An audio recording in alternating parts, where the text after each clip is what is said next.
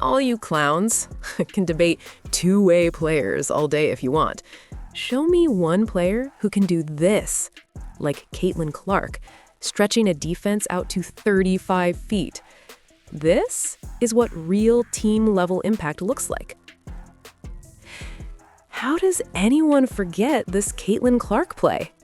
I've watched this clip 100 times, and every single time, it feels like I'm seeing it for the first time.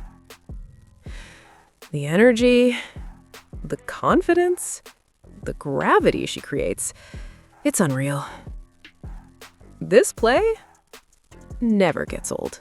Now, we are going to talk about Unrivaled, but before we get there, we need to address something that is just as important, an update on the CBA negotiations.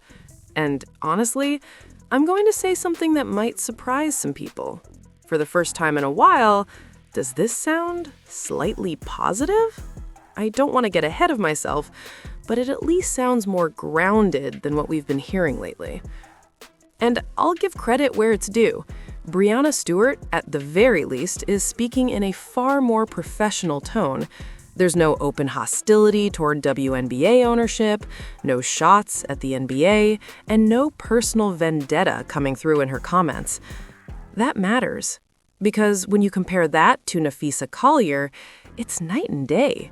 With Collier, there's clear animosity toward ownership, toward the commissioner, toward the entire structure.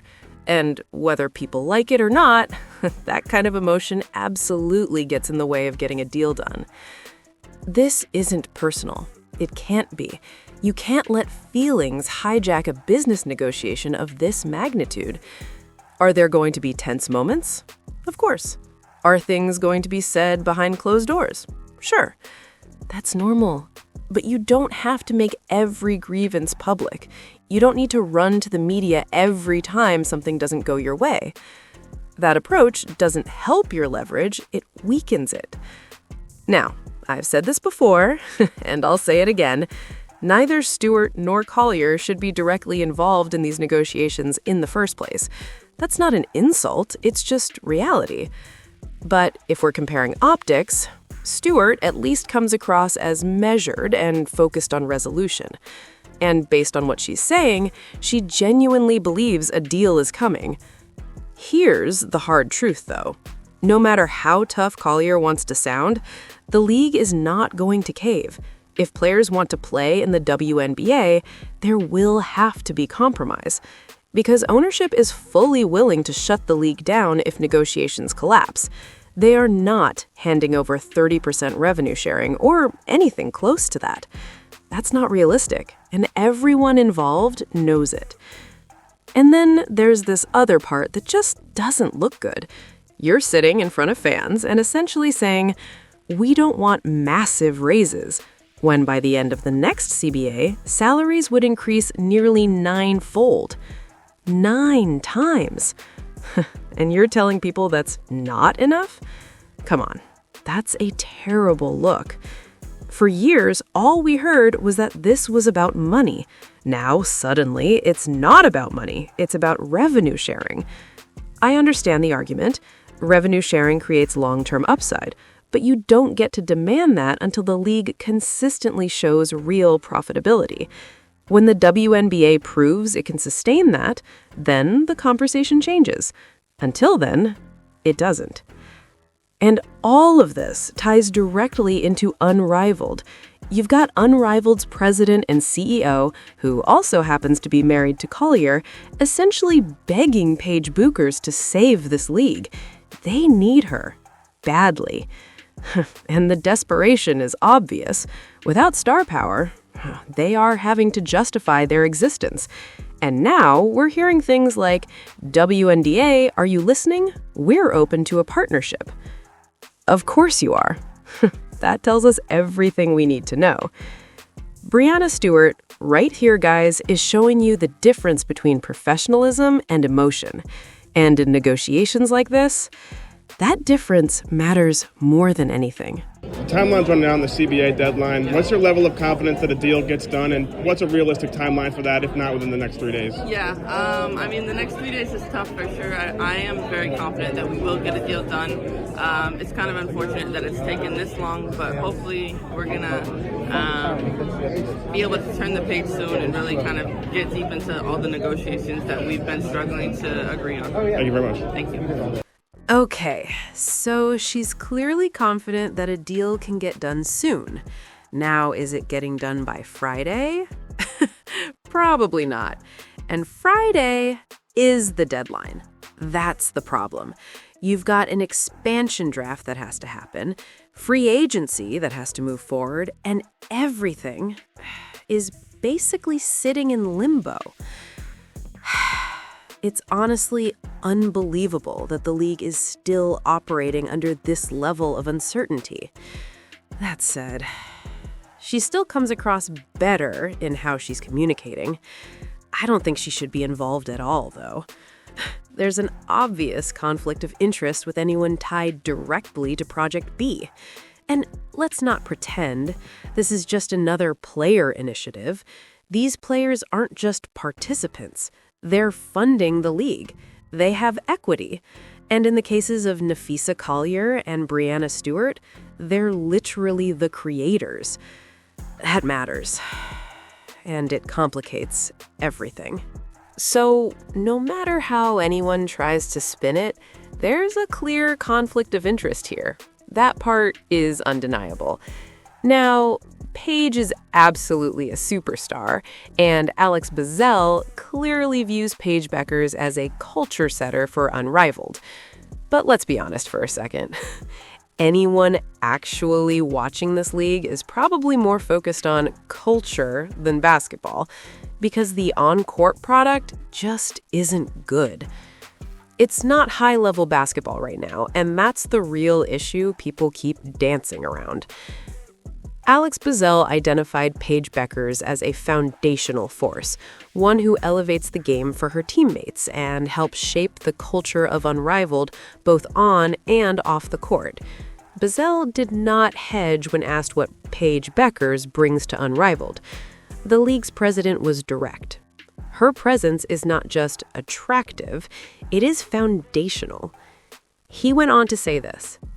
Paige is a superstar, Bueckers said, referencing the opening slate.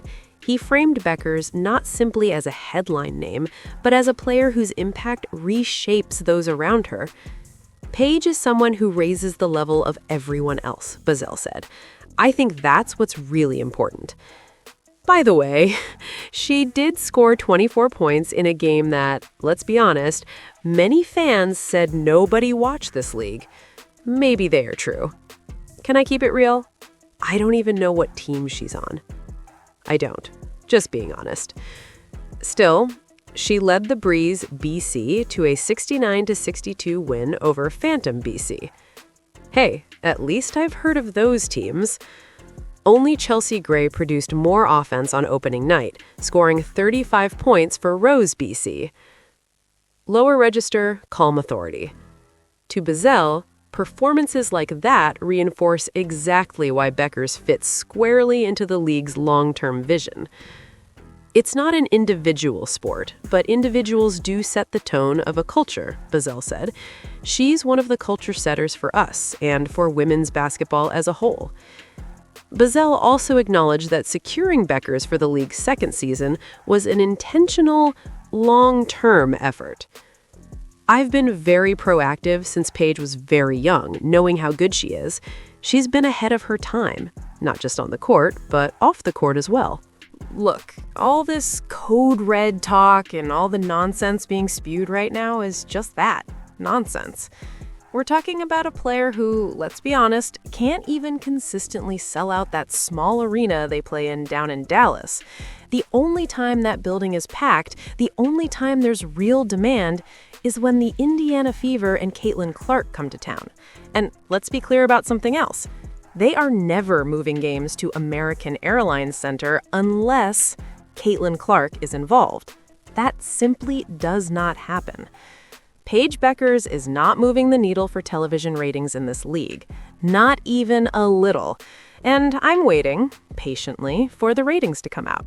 I keep checking because I already know how this is going to play out. The moment those numbers drop, the sports media is going to come dancing in like they've discovered gold. Front office sports will be out here saying, "Unrivaled, ratings up 9%," and everyone's supposed to clap.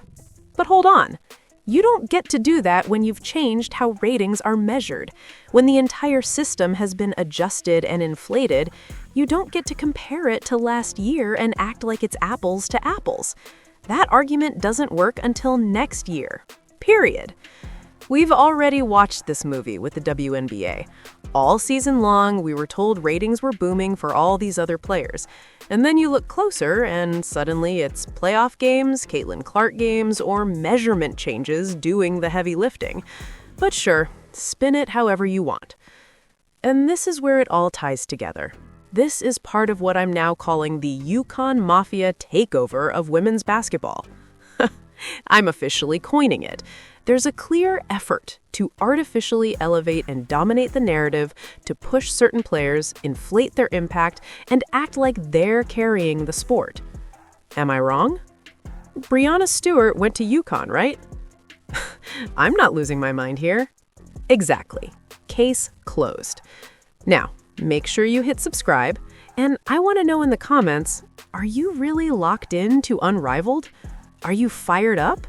Are you sitting down with popcorn and your drink of choice? Ready for nonstop 3-on-3 basketball that looks like it's being played in a dimly lit funeral parlor? And seriously, check to make sure you're still subscribed. I said this in 3 videos the other day, and over 1,000 people resubscribed because they didn't even realize they'd been unsubscribed. That's YouTube for you. Trying to stay polite here, but man, they make it hard.